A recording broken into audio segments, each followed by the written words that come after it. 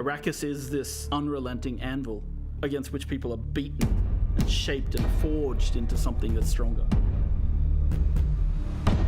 There's something very spiritual about that sand, which on the surface is really nothing, but underneath has a really diverse biological backstory.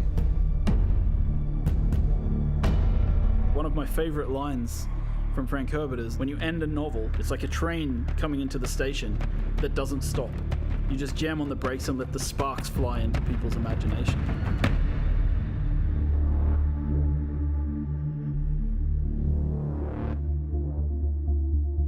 Arrakis is a test, is what the Fremen say.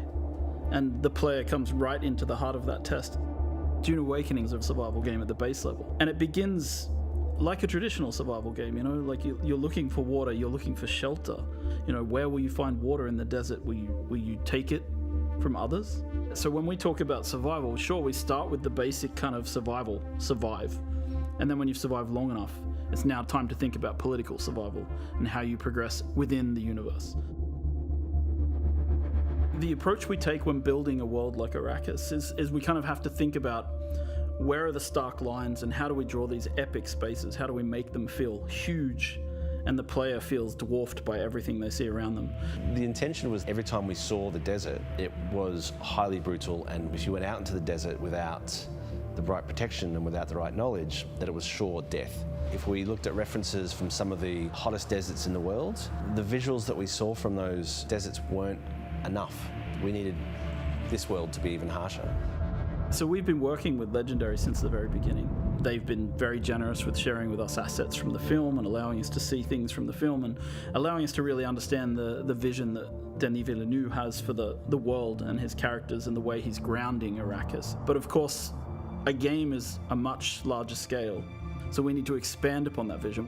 We have our own army of concept artists who are sending things back and forth with Legendary all the time. One of my best moments on this project so far actually was I got to go and visit the set of the first film with a group of the people from Funcom, the art directors, the lead artists, and we got to walk around in the actual sets that they had built in classic old school set building, massive palaces, and we got to look at the ornithopters from the inside and the outside, right? We got to walk around them and get a sense of their scale.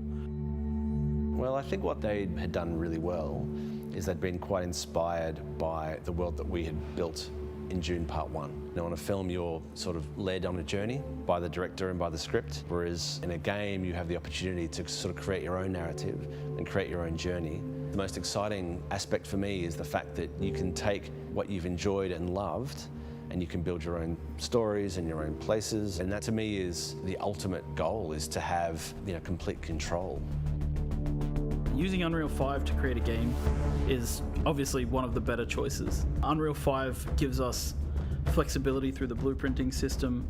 It allows us to handle amazing graphics through the rendering system, the lighting system such as Lumen. Lumen technology allows proper light bouncing. If I had to say one thing in the game that really benefits from Lumen, it's player crafted spaces. In our case, it's like you build a room and you place a window, and the window lets in natural light, and the light will fill the room in a way that feels real. And that technology hasn't existed before. Before Unreal 5, in the olden days, you had to use what we called the LOD system. And that meant that you had to create assets at different LOD levels, so it doesn't slow down everybody's computer. With Unreal 5, we have this new technology called nanite that breaks things down into the right amount of polygons at the right distance. So for us, as a company, this has made an amazing difference to the visual detail of the world. It allows us to create one really amazing looking cliff piece, for example, and then doesn't matter how far away or how close we place it, it performs well and it looks great. Where Unreal worked for us on Dune was that it was a fantastic pre-production and planning tool. On Dune Part 2, we had some very complicated scenes, and we were able to previs all the way from Budapest what the light was going to be doing well in advance. It's the only tool that I've used, I would say, in my 25 years of shooting that is able to be used across a wide spectrum of films by different types of filmmakers. The most iconic creature in the Dune universe is the sandworm of Arrakis. And so we've tried to represent this in the game in multiple ways. So as a player, your first step's on the open sand. you hear the hiss of the sand in the distance as a sandworm begins to move towards you. And when it gets close, you hear the roar as it erupts from the sand nearby. And at that point, you have only seconds to live if you cannot make it to rocky ground. So this is your first experience with sandworms, and these are the little ones. When you go into the deep desert, when you're harvesting spice, the giant ring-mouth sandworms that we've seen in the film will erupt underneath the spice blows and suck harvesters and equipment down into the sand beneath them. There's really only one rule: the sandworm will always come. Humans have always had this innate drive to create something, to build worlds, whether it's in their head, whether it's in text, whether it's on screens, whether it's in games. Funcom as a company has been on this journey for a long time, creating multiplayer worlds where players can live out their dreams and fantasies. We were there in the beginning with massively multiplayer online games.